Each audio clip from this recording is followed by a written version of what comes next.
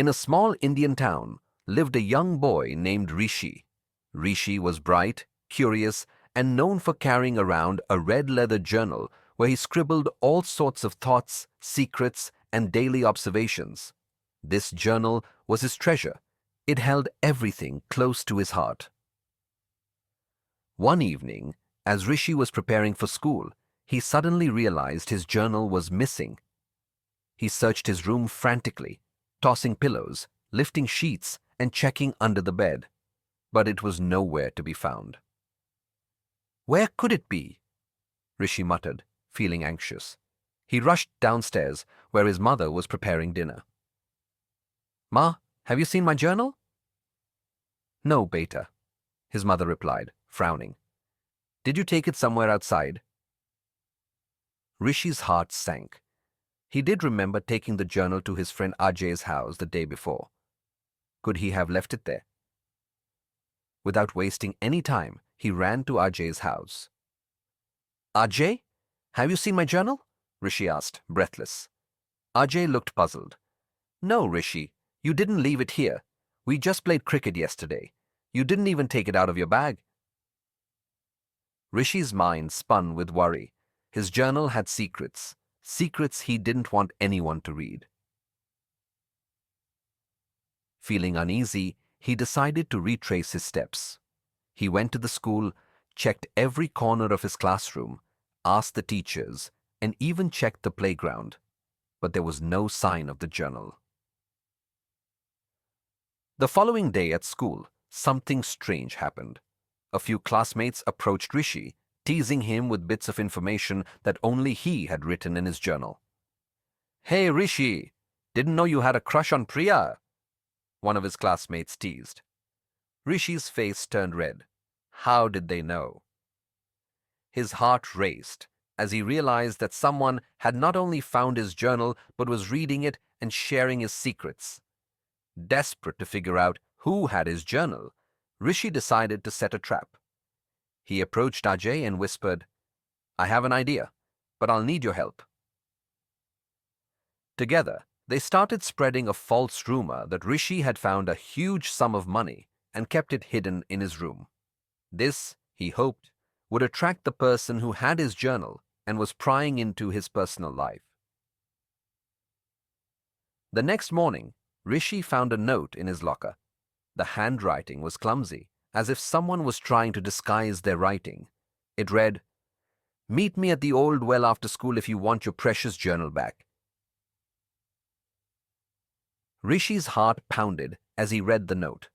The old well was on the outskirts of town, an eerie place that kids rarely went to, but he was determined. This had gone too far. After school, Rishi and Ajay made their way to the well. Rishi's hands were clenched, both in fear and anticipation. As they approached, they saw someone standing there, a figure with a scarf covering their face. The person held Rishi's journal, waving it in the air mockingly. "Who are you?" Rishi demanded, his voice shaking with anger. The figure chuckled and pulled down the scarf. It was Deepak, a boy from his class who was known to be a troublemaker. "Why, Deepak? Why would you do this?" Rishi asked, hurt and confused. Deepak smirked. "You think you're so smart, always scribbling in this silly book of yours? I found it at school and thought it'd be fun to see what secrets you hide. And let's face it, I was curious." Rishi clenched his fists, feeling betrayed. "Those were my personal thoughts, Deepak. You had no right to read them." Deepak shrugged, looking unconcerned. "If you want it back, Rishi, prove you deserve it. Let's see how clever you really are." Before Rishi could react, Deepak tossed the journal into the well, laughing as he ran away. Rishi's heart sank as he watched his precious journal disappear into the dark, cold depths of the well. "Ajay, we have to get it back," Rishi cried, determined. Ajay nodded, equally anxious. The well was dry, but deep. Together, they fashioned a rope from vines they found nearby and managed to lower it down. Rishi carefully climbed down, his heart racing with each step, feeling the fear of the darkness around him. Finally, after a few nerve-wracking moments, he spotted the journal lying on a patch of dry leaves. He grabbed it, his hands shaking, and climbed back up with Ajay's help. As soon as he emerged from the well, he clutched his journal close, relieved. Days went by, and though Rishi had recovered his journal, he felt a gnawing sadness.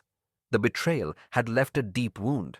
He didn't understand why Deepak would go so far to invade his privacy. One afternoon, Rishi spotted Deepak sitting alone under a tree. Taking a deep breath, he walked over and sat beside him. "Deepak, can we talk?" Rishi asked quietly. Deepak looked surprised but didn't say anything. Rishi continued, "I don't understand why you did what you did. If you wanted to know me better, you could have just talked to me."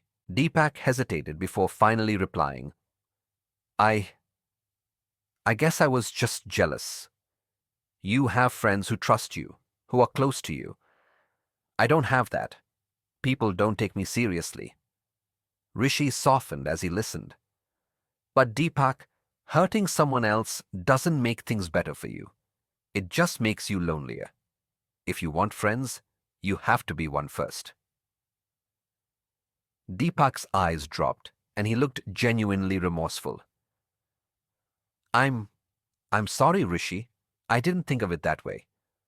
Rishi smiled, feeling the weight lift from his heart. "Let's start over, Deepak. We don't have to be enemies. Everyone deserves a friend." The two shook hands, and from that day, they worked on rebuilding trust. Rishi even helped Deepak make friends, showing him the importance of kindness, trust, and understanding. In life, trust is like a delicate thread. Once broken, it's hard to mend, but with patience and understanding, even the deepest wounds can heal. True friendship is built on respect and honesty.